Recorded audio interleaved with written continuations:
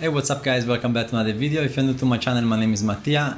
I'm a professional time-lapse and hyperlapse photographer living in Madrid, and today I want to talk about sliders. Let's go!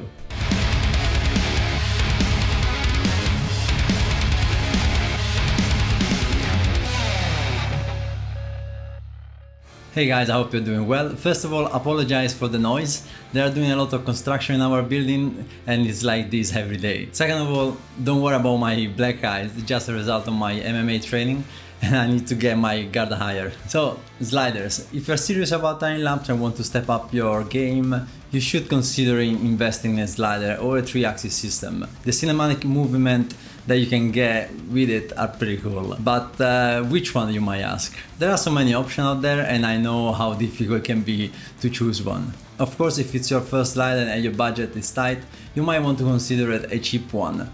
On the other hand, if you are starting to get jobs or making a bit of money, you probably need to invest on a reliable system.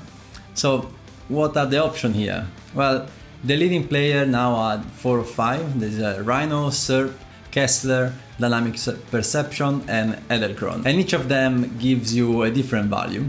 So let's see, first of all, when you are designing what slider you get, you want to keep in consideration few things. First, it is only for time-lapse or you want also be able to shoot videos? Second, do you want to carry it in your backpack or carry it in a case? And third, how much do you want to spend? Fourth, do you want to control it only with your phone or with the physical joystick and buttons? Fifth, do you want to use it with other accessories like a third-party head or a third-party motion controller? And sixth, do you want to use a pull focus? Let's go one by one so you might get a clear vision of which one could work better for your specific situation.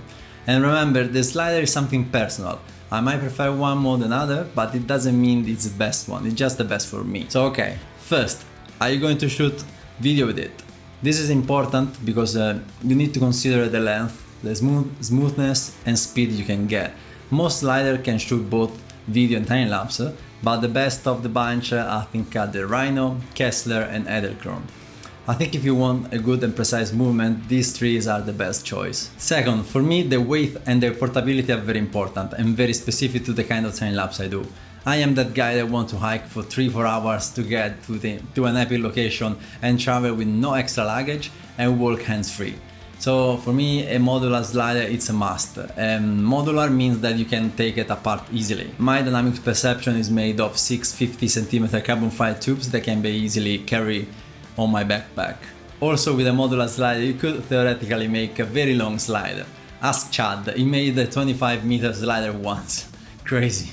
So who's making modular sliders? At this moment only SERP and Dynamic Perception, with the cheapest one being Dynamic Perception. I decided to go with Dynamic Perception back in 2013 because it was one of the best modular sliders you could get for the money. And SERP was still early in the game and its app wasn't the best.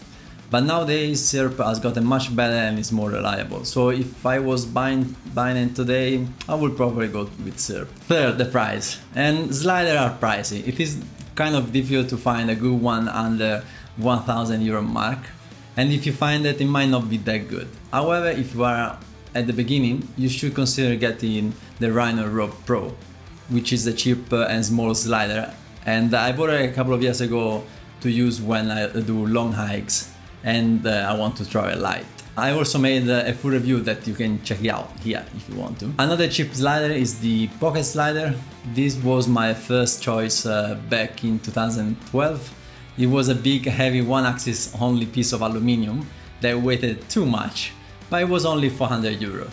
And now you can get it for €550 I think, and it's much lighter. And there is also a 3-axis version for only €1,000, which is pretty good compared to the 3,000 from SERP and 2,500 from Rhino. And again, you will see the difference in build quality and connectivity between a cheap and expensive slider. It's basically up to you to decide what is best for you. And fourth, there are 2 ways to control a slider, with an app connected via Bluetooth or a physical joystick and buttons. Having an app to control a slider is pretty cool and gives you a wow factor if the client sees it for the first time. However, in practice, you need to rely on your phone or tablet and trust that the slider company has a strong and reliable app that doesn't fail. The Dynamic Perception app, even though it hasn't been updated for a couple of years, has never failed on me. So I can say that it's pretty reliable and I can trust it for production work. And Syrp is another one that uses only the app and apparently has some issue with connectivity sometimes. But to be honest, I never try their system, so I don't know. But I see complaining on the Facebook group all the time, so I'm a bit skeptical. But I know a few time-lapse photographers that use it and are really happy with it. The two companies that have buttons on the motion control are Rhino and Kessler. And by having physical button, you have more peace of mind. So if your phone dies or somehow the Bluetooth doesn't work, you can still control your slider. And fifth, a cool thing about slider technology is that you can mix them up.